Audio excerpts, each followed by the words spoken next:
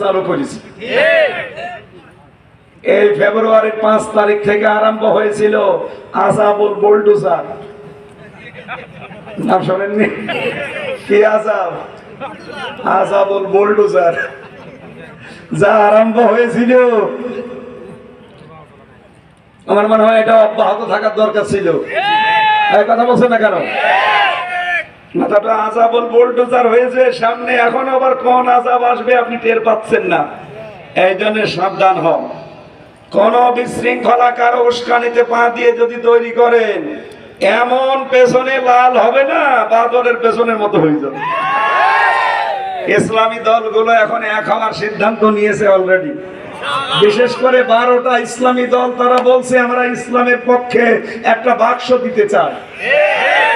এটা জালেমরা তো পালিয়েছে, এদেশে অনেক মুনাফিক আছে, তারা এখন কায়দা কৌশল করে কি করবে, টাকা পয়সা তো খরচ করার জায়গা নেই। দেখছে আমি সে 3 দিন পরে কিন্তু বের হয়েছিল। একদিন বই চাইলাম যে ভাই সারাদিন বন্দি করে রাখেন, কারোর সাথে কথা বলতে দেন না। দেবদুলাল ওরে বললাম যে একটা বই নিয়ে এসে দেন, একটু পড়ি।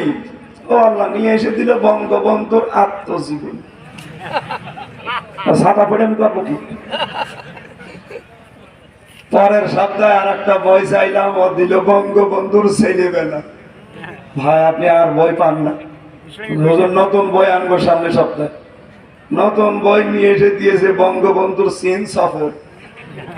গেল রাগ হয়ে। আরে বেটা মালায়নের বাচ্চা, আর কাজ পাও না ভণ্ডামি করে। কারণ আমি জানি যে আমার তালা লাগানো, ও তো ভেতরে আসতে পারবে না। ও ভেতরে আসতে হলে সোফারের না জেলারের বলা লাগবে, আবার তালা লাগানো, ওদিকে সিসি ক্যামেরা দেওয়া। ও তালা তো খোলার সাধ্য নেই। ভেতরে থেকে শয়তানে যা গালি দেয় দিয়ে, ও তো ধরতে তো পারবে যা তা বললাম। শেষে বলছে হুজুর ঠিক আছে, আমি আর বই নিয়ে আসতে পারবো না। মানে বই যদি আপনি নিয়ে আসতে চান, তাহলে নিয়ে আসবেন যে আমার ফাঁসি চাই। বই পড়তে নেই, পড়তে নেই মানে আমি মেজর ডালিম বলছি এই বই নিয়ে আসতে পারেন না। পরে এক মুসলমান আশরাফুল এক কারারক্ষী আমার ভাগ্যে পড়লো, তারে বললাম যে ভাই এই যেখানে নাম লেখা থাকে, বললাম আপনি অন্তত তো মালায়ন না, আপনার তো অন্তত যাই হোক ইমান আছে, আপনি আমার একটু 2টো তাফসির নিয়ে এসে দেন তো। আল্লাহর ইশারা ও পরের দিন 2টো তাফসির নিয়ে এসেছে, তাফহিমুল কোরআন আর ফি জিলালিল কোরআন। আল্লাহর ইশারায় এই 2টা সবচাইতে বেশি ভালোবাসি আমি, আরে 2টাই নিয়ে বলছিল যে দেলাওয়ারকে আমরা এই করেছিলাম। এরকম একটা চেয়ার আছে, এই চেয়ারের সাথে হাত এভাবে লাগিয়ে হ্যান্ডকাপ দিয়ে আটকিয়ে দেয়, পায়ের সাথে বেড়ি লাগিয়ে দেয়, গলার সাথে একটা ফিতা বেঁধে দেয়, চোখ কালো কাপড় দিয়ে বেঁধে দেয়। এই হাত আর পা তো যেহেতু বাধা আছে, এমন একটা মেশিন ওদের কাছে আছে, ওই মেশিন নিয়ে এসে একেবারে খাপের খাপ সেট করে দেবে, হাতের সাথে পায়ের সাথে সেট করা। শুধু সুইচে চাপ দেবে, আস্তে করে আপনার হাতে পায়ের এই নখগুলো খুলে চলে যাবে। শুনতে যত সহজ মনে হচ্ছে, এটাকে অত সহজ আপনার করি তো।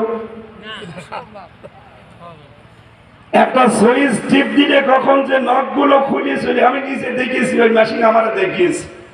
বলছে আমরা দেলাওয়ারের শফিকুল ইসলাম মাসুদের এইভাবে নখ খুলে নিয়েছি। নখ খুলে নেওয়ার পরে তো ফিনকি দিয়ে রক্ত বের হয়, তখন ওই জায়গায় লবণ দিয়ে দেয়।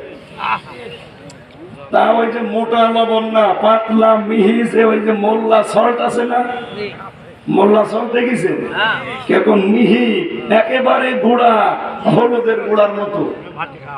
মোটাটা দিলে অত চলে না, কাটা জায়গায় মোটা জিনিস দেবেন চলবে না, ওইরকম পাতলা লবণ লাগিয়ে দেন, দেখেন কি হয়। বলছে নখগুলো যখন এক টিপ দেওয়ার পরে খুলে চলে যায়, মেশিন এমন কায়দায় সেট করা। করেছে আনন্দ উল্লাস দেখে বোঝা যাচ্ছে মানুষের চাহিদা চাওয়া পাওয়া কেমন ছিল।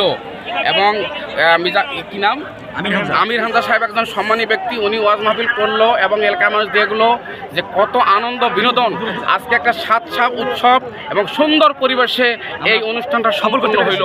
এবং নওগাঁবাসী এবং পতুঙ্গাবাসীকে আমরা শুভেচ্ছা জানাই যে এত বড় একটা মহৎ অনুষ্ঠান করার জন্য, এবং আইন শৃঙ্খলার কোনো ব্যত্যয় ঘটেনি। এবং